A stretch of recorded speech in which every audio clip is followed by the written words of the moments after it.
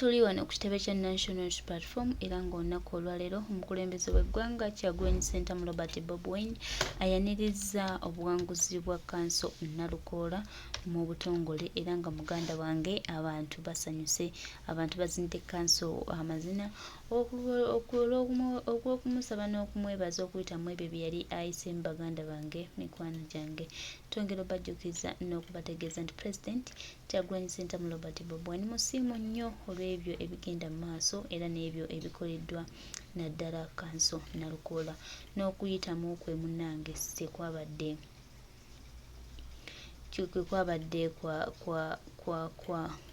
kwangu naye olwa Katonda Mukama atubeereddewo twongera obajjukiza n'okubategeeza nti ffe tukyaliwo era tukyagenda mu maaso eggwanga lyaffe likyatambula era likyatambulira ddala era twongera obbategeeza nti nga tukutte wamu era nga tukwataganidde wamu tuwa kitagenda tambulira ddala bulungi buli kimu kigenda kuba kyamaanyi era buli kimu tugenda kukiwa ekitiibwa ekisaanidde kanso Nalukoola tukwebaza obuvumu bwateekamu okulaba nga ate ovaayo tebyali byangu naye tusanyukira wamu naawe kitunze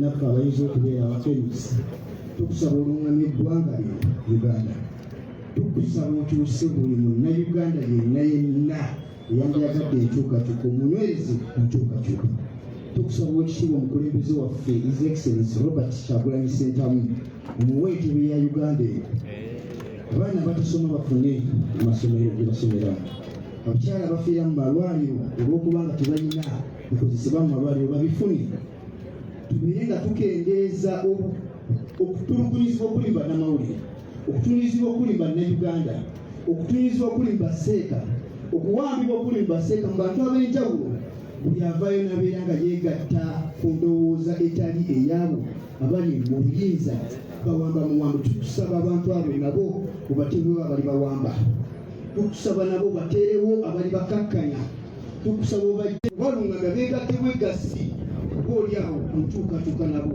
bakkirize enkyukakyuka mu kaseera kebezze esobole okubeera nga bagikkiriza mu mitima gyabwe nga baswazizza ne balaba nga tebakyasobola kubba kalulu mu kaseera akatuuka aka Nalukoola nga tukabaze n'okutya kwe wabawa entiisa gyowabawa yentiisa gyobabawa mu 2026 Mukama Katonda entiisa gyobatuka mu mitima gyabwe babwe okuswala batuke ekiseera nga balaba tebakyalina kye bazzamu okujjako okubeera nga bakola ekirina okukolebwa tukusaba odi obuwanguzi ebbanga lyonna omuntu yenna awanika mu kisibo kino ekyalamaganya Allah wagamba ogenda mwanukula tukusaba mu byamino ganukula okusaba kwe Genda okuzooka Pulezidenti bana emwetulire buuza ku Pulezidenti Seeka embooko zo zijjule bulungi embooko zo zijjule bulungi zagadde ziri az'amaanya bakuba abasiraamu bannange waliyo Zaidi avuga booda babakwata SDA yabayamba naye embooko tebamubuuza za people power bamusanga mu kanzu ne bagatta kanzu ne people power tezo mbooko ndala people power our power are you not very excited about today? Are you not excited about today? People power our power NUP everywhere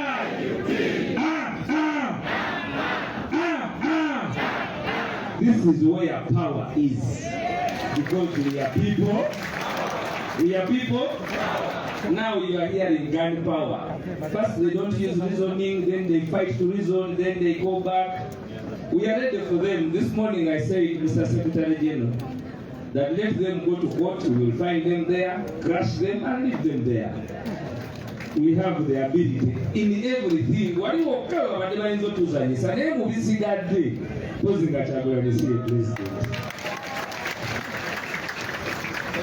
So we will not even waste time replying to them. Mr. President, I want also to report to you that they are running away from all interviews. When you go, you expect them, they have not turned up. But we will wait for them because we are here. Mr. President, you with us are eminent leaders. Please stand up for recognition. All our eminent leaders in your various capacities. You're most welcome. Eminent, Bishop over eminent. You're most welcome. Please stand up for recognition. The President is supposed to remain seated. But for exclusivity, I want you to welcome Benjamin Gatana here, the treasurer. You know it is my birthday and I understand finances. Thank you very much for that very beautiful suit. Mr. President, amidst us are members of our local government, mayors, please stand up for recognition. Mayors in your different capacities, you're most welcome. Of course, among them is a sick one, but we will give him time. Mr. President, we have Lord Councillors, stand up for recognition. All the Lord Councillors, please stand up for recognition. Mr. President, the speakers led by our able Zahara Ruika. Mr. President, Zahara there, we met her at a polling station and she was not easy at all. I was with the Secretary General, but she did not see us even there. She wanted to take matters in her own hands. We want to thank you for that seriousness as a lady and a representative of the party. Thank you very much. She was in a very problematic polling center, but she managed it and we beat them square at that polling center. Thank you so very much. Mr. President, amidst us are members of Parliament, our beloved members of Parliament. Please stand up for recognition. There are few and I will name them. Honorable Matovu Charles, you're most welcome.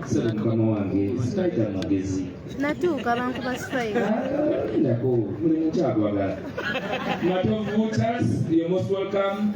Honorable Stars, you're most welcome. Honorable Kalwanga, you're most welcome. Agotona Fukasi. Dona Fukona Nobita Mutake Chivina Kabuzen and Kola Sikangu. Designer Serum Kumarina Kulava. Never go away by any Desnam Tobacco. Honorable Wakaima, you're most welcome. Zabayo Blani, you're most welcome. Honorable Wakaima, you're most welcome. People power! Are you seeing NUP? We are here. This is the center of. Honorable Namuga, you're most welcome. Honorable Namuga, you're most welcome.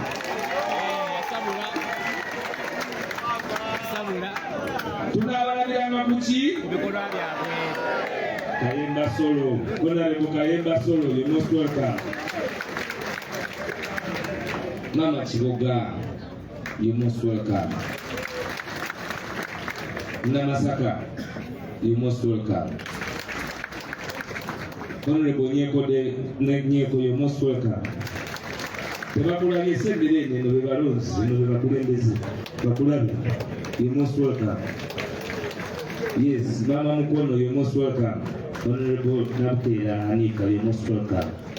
And to you, our brothers and sisters, leaders on this side, the foot soldiers and the members, you're most welcome. The relentless foot soldiers, you're most welcome. The foot soldiers, you're most welcome. You are still glad in that attire. That gives us a lot of energy. You're most welcome. It is not a crime. Mr. President, without taking a lot of time, I will only also add my voice to thank the entire Uganda leadership of the National Unity Platform. If there is anything that we must be proud of, is the teamwork and the abilities of our leaders. Mr. Secretary General, I have, of course, from the beginning when I first met you, I have not told this to people, but permit me say so. We had a drive with the Secretary General around Kampala when we were discussing about the National Unity Platform. And I told him, if we ever decide, or you ever decide to go that way, you man, you are supposed to be our Secretary General. In fact, I see a Prime Minister in you.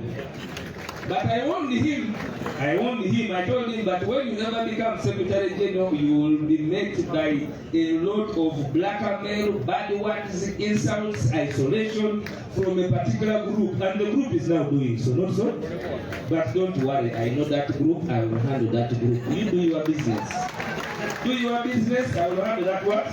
That group. So, Mr. Secretary General, for me, I see every day the person that I met that day. I'm very proud of you. We are proud of you. We are with you, and we will move with you.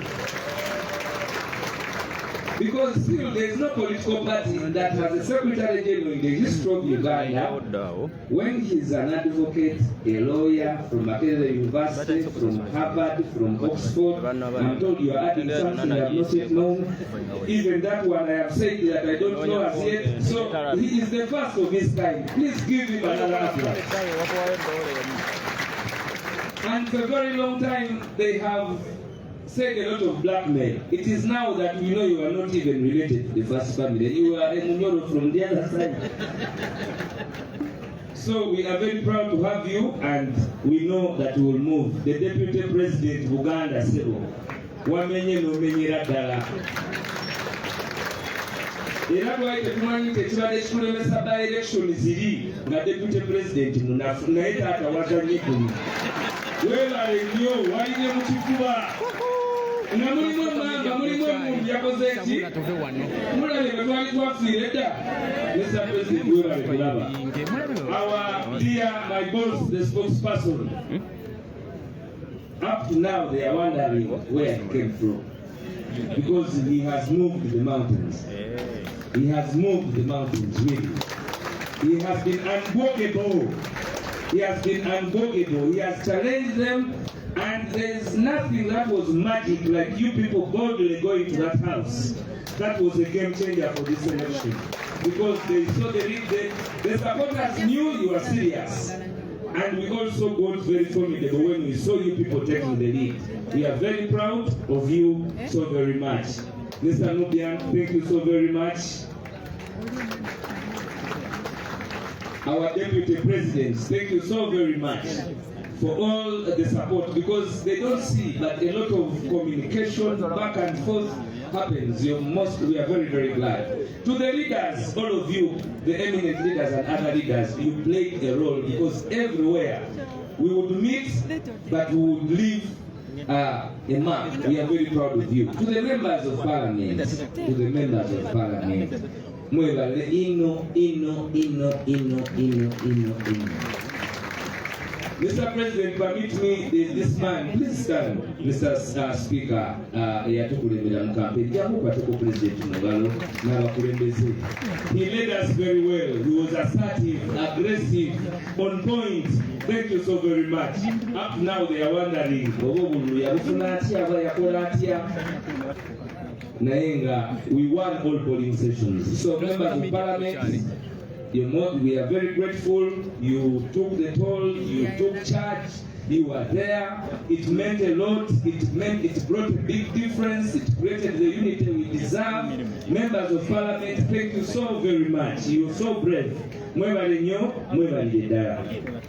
And to everybody, the foot soldiers, the voters of Kawempe, banaye mwatuwoze ebbanja ery'okwongera amaanyi mu 2026. Wow. Maanyi ga bantu. Wow. Maanyi ga bantu. That story I'll tell another day on Nalkola. But I'm very, very proud that Nalkola, you demanifested anything that we have spoken about the National Unity Platform. You were with intellect, even them they agree. You beat them 100%. Composure 100%. Resilience 100%. Gravity 100%. You scored 100 that they could not beat that mark. Polling stations 100%. So we could not have had a better candidate than Nalkola Elias Williams. We are very proud of you, and we will move with you. And to the rest of the candidates, Magala Umar, thank you so very much, my brother. Stand up for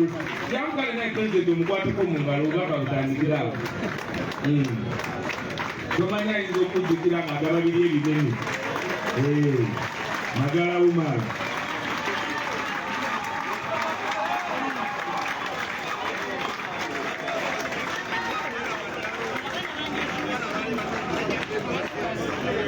And all the candidates, please, you're most welcome. Sebo, you're most welcome. Stand up for recognition. You've been here every day. Now you are going to be president. Mwebale nyo, mwebale dala. Saul. We are very proud. We are proud of the media. We stand with you with whatever went on. It was ugly, it was nasty, but you still did your job, those of you who managed to do your job. Thank you very much. Please let's give a big applause to our media.